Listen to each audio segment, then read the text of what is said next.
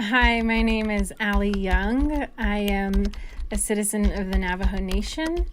I am also the founder of Protect the Sacred and a programs manager at Harness, and I'm also a creator.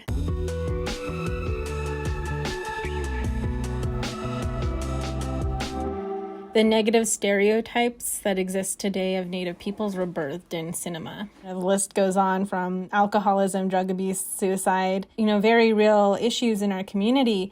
But when they're portrayed in a negative way, it's not good for our youth and for them to see that over and over. But with Reservation Dogs, which does it in a very respectful way, we're already seeing what it's doing for our community. I see our Native youth rising up because of it, and I'm hoping that we see more of this positive representation. Hi, I'm Tyson Yunkaporta. I'm an Indigenous scholar, Indigenous philosopher, Indigenous author. Narrative it's how we construct our reality. It's how we make meaning in place. So that's how we make our meaning in the world. That's how we think. That's how we relate.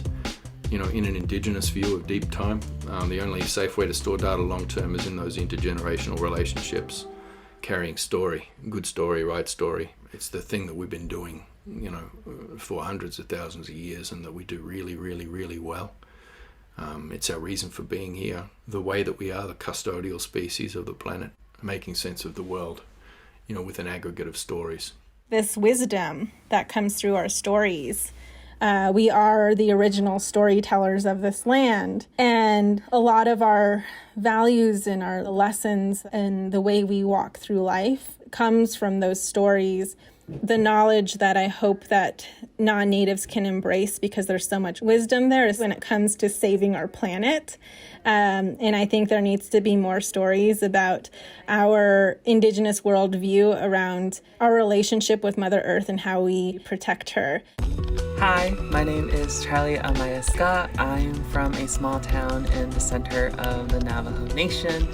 I study higher education and the intricate connections that higher education has with settler colonialism. Something that is always a struggle when a non-Native person tries to sort of integrate a Native perspective is that you really see that there's this disconnection that's happening.